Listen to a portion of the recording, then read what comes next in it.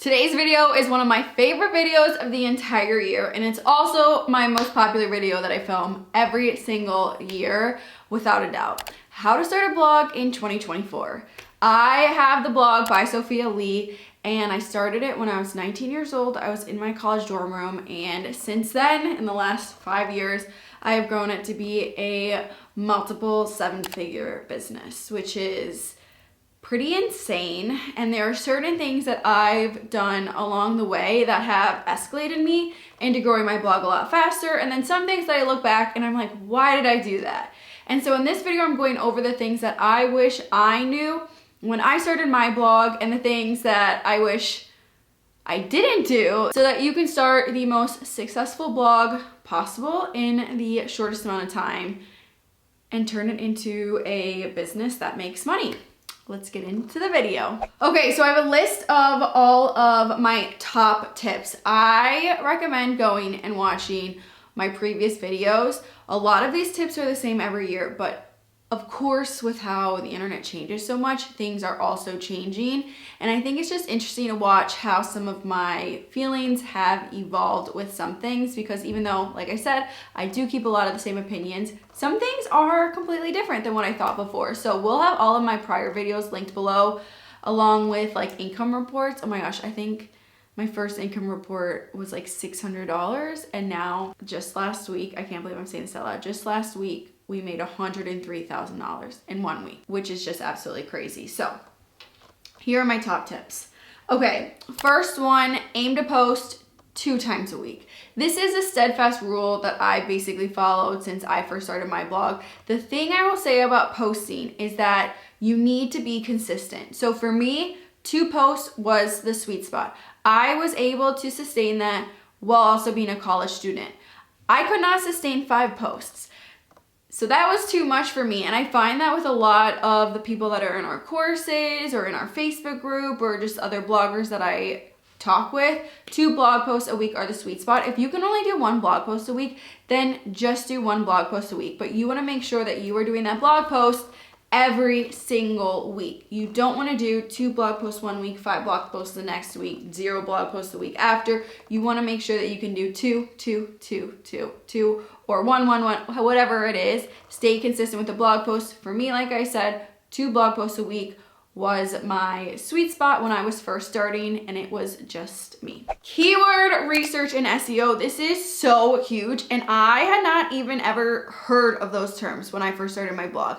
You have to know what SEO is. That is literally the most important part of blogging, and something, I mean, I have SEO go through my head probably at least every 3 hours.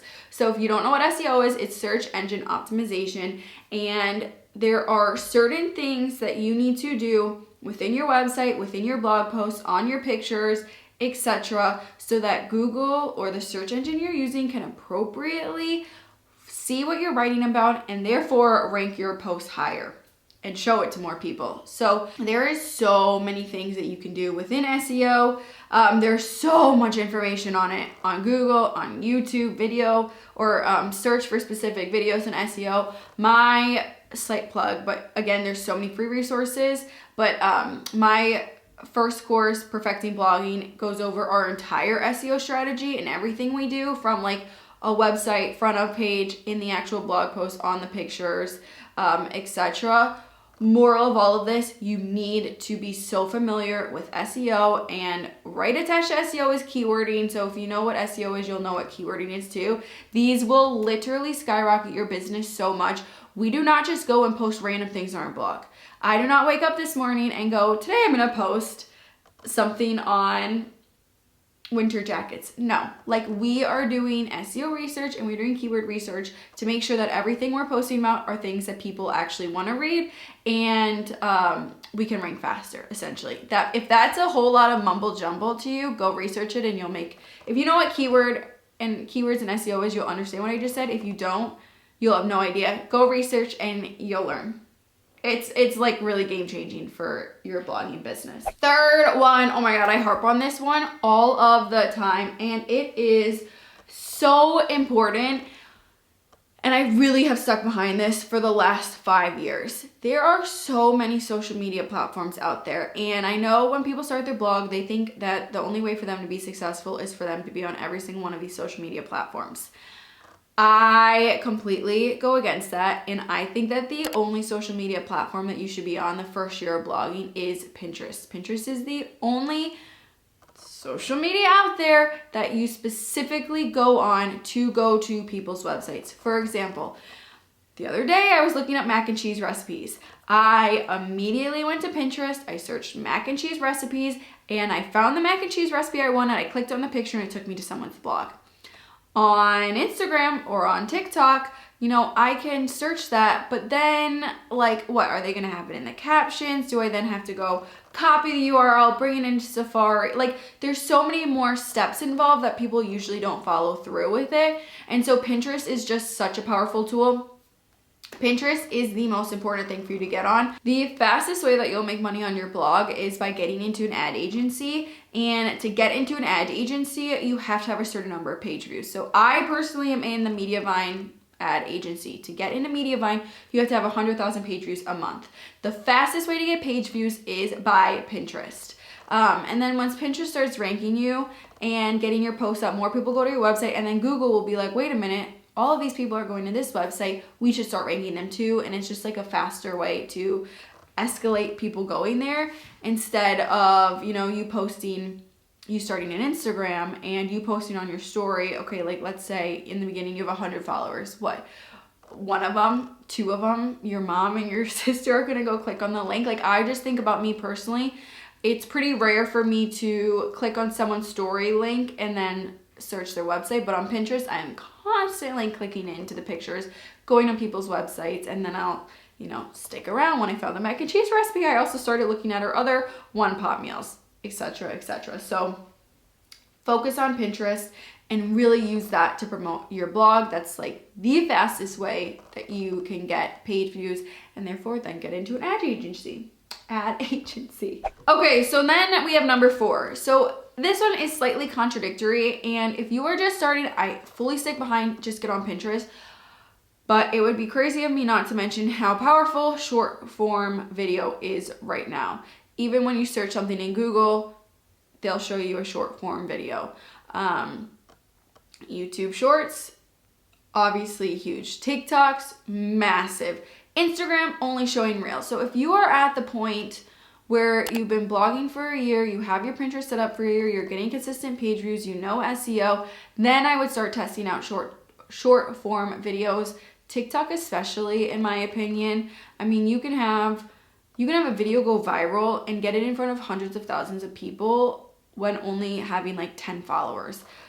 So I find that TikTok is so huge for us. TikTok is it is our biggest marketing tool, and it's insane to me how much it does for the business. They actually flew me out this summer to talk on a panel, which was such a pinch me moment. But when I first started Pinterest, I kind of was like, this is a waste of my time. It's another social media. I don't have time for this, blah, blah, blah.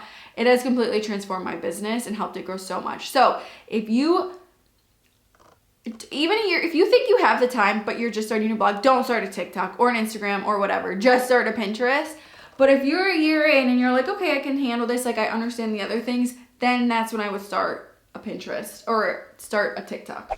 All right, my 5th tip is all about goals. So I am a huge goal setting person. I mean, it is literally what gets me out of bed. I am constantly setting goals, and I am very devoted to accomplishing those goals. So for me, when I first started my blog, short-term goals were really, really huge, as well as long-term goals, but the short-term goals were really what set me up to completely get my blog where I needed it to be. So I think that sitting down, writing a list of all your goals is so powerful. If I was in your shoes starting a blog, my first goal would be to set up a self-hosted WordPress blog. You want a self-hosted WordPress blog. You do not want a hosted blog. I use an analogy all the time that a self-hosted WordPress blog is something that you own, like a house, you own it, where a hosted WordPress blog is something that you rent and you could really get kicked out of there. So When I started my blog, my host was Bluehost. I still heavily recommend them. They have great customer service. They are by far the most inexpensive. I always say like Bluehost is the Walmart version, and then you have like the Target version, which is what we're on right now. So that is Big Scoots or Big Scouts. I still haven't figured it out. I think it's Big Scoots. And then you have the Nordstrom version, which is like your own host of sorts. So we started on Bluehost. We were on there for 2 years. Then we started to get so many more page views that started to get slower. So then we had to switch to Big Scoots. But I mean, we pay, like this year we paid $7,000 just in hosting with Big Scoots, where on Bluehost we paid like $24 a year. So obviously there's a huge difference. Of course, when I went on to Big Scoots, I was making enough money where that made sense to pay for that. But then you get on your own hosting platform, oh my God, that's like hundreds of thousands of dollars. So the important thing is that there's different levels of hosts. If I were you, go on Bluehost. They work with WordPress. So if you get a self-hosted WordPress blog, it will have everything that you need in there. And that's the first goal that I would have. Okay, then second goal would be to set up your website. Do not hire a website designer. I am very pro spending the least amount of money as possible when you first start your blog to make sure that you actually stick with it. So I love WordPress templates that you can find on Etsy. There are so many different ones. We specifically recommend some, and I have a whole blog post going over our favorite ones that you can find in the description. But you can find ones from $10 all the way up to $300 and everything in between. And they're so cute, and they will make you look like you have a professional website without spending a lot of time on it. Then my next goal after that would be to start a Pinterest. And then my goal after that would be to take a blogging course. Again, we have blogging courses, but there are also so many good blogging courses. I am so pro blogging courses. I swear that me taking blogging courses was the reason that my blog was able to grow so fast, because instead of me trying to figure something out for 6 months straight, I would be able to take a blogging course from someone who was already very successful with it, implement their strategies, and then once I figured it out how it worked, I would be able to adjust those strategies to work for my niche. So we have Perfecting Blogging, which goes over all of our SEO. Then we have Perfecting Pinterest, which goes over our Pinterest strategy. And then we have Perfecting Email, which is like the most complicated one. Don't even focus on email until you're like 2 years, 3 years in. But Perfecting Email goes over how we handle our email list and our strategy with that. So those are the 3 courses that we have. Again, there are so many courses out there. If you're going to research it, look for a course with SEO. Look for a course that goes over Pinterest. And then maybe like another social media course that goes over, you know, whatever social media platform you're looking at. And then look into email. So that's the goal that I would set after that. And then the last goal that I would set for your first year is to get into an ad agent. Or I guess the second to last one would be to start writing posts. Do not wait to publish them. Get them published right away so they have the most amount of time to rank. And then the last one would be to get into an ad agency. So having, I think, that was 6 of them, 5 of them maybe. Having those would be my first list of goals for you. And it really will give you a nice, you know, ranking of what you should be focusing on things that are actually like important to starting a blog that makes money. Next up is something that is really good to just keep in mind as you continue to grow your blog, and that is to get your eggs in different baskets. So this is something that was really apparent to me when we were going into 2020.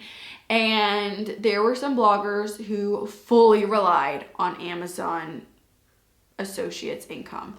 Or Amazon like affiliate income. And all of a sudden one day all the bloggers woke up to an email from Amazon saying that we lowered your commission from 8% to literally, I think it was like 1%. Maybe it was 3%, but it was something that was more than 50%, and it was drastic. And there were some bloggers who would literally support their entire families from this Amazon affiliate income. And their income went from, you know, $5,000 one month to literally like $1,000. And that's pretty drastic. So from there, I learned the power of, okay, like you can have the big players, but you can't fully rely on the big players. So in my blogging business, we are very, very, very diversified out. Debatably almost too diversified out, but I know that if Amazon went to slash their prices, which they did, that I am 100% fine. I know that if TikTok was to delete my profile, I have other things to back me up that people follow me on. So this is just really important. And for me, I am not a huge risk taker. And so to know that I am okay and that everything's okay for the things that I don't have control on is so important. And especially, I mean, in everything, of course, you want your eggs in different baskets, but especially with blogging and all of the algorithm changes that are occurring all the time, I would highly recommend that you just keep this in your mind and you are strategic about the different avenues of revenue and just viewership you have coming through. Following that one, I am a huge tester. I test everything. I say this in all of our courses all the time. I am constantly testing things, from the color that I have my Pinterest images, to the orientation, to the sizes, to how I start my first sentence in my blog post, to the font that I use, to what time of the day I post my content. I mean, literally, I am constantly testing everything to see what works and what doesn't work.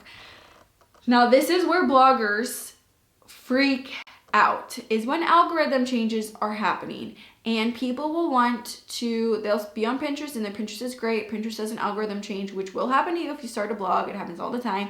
And their stats will go from being great to being terrible.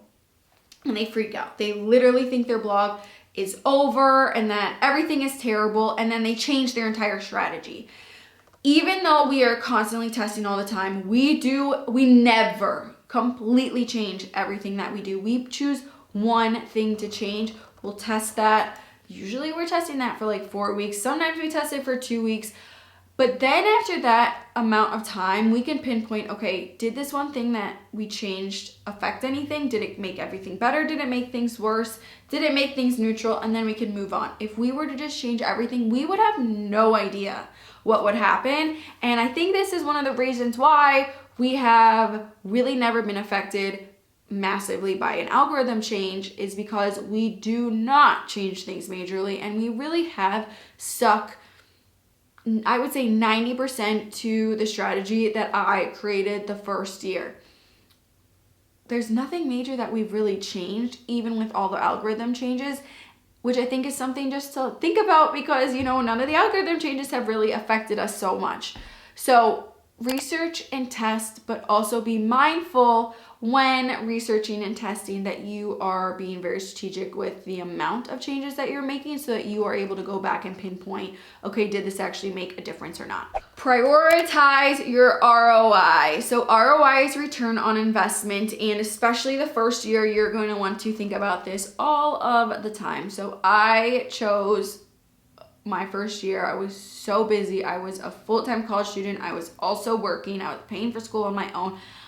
I had very limited time that I could spend on the blog, but I also treated it very, very seriously. And I knew that I need to be specific about what I am focusing on, and only focus on the things that I will get a return on investment from.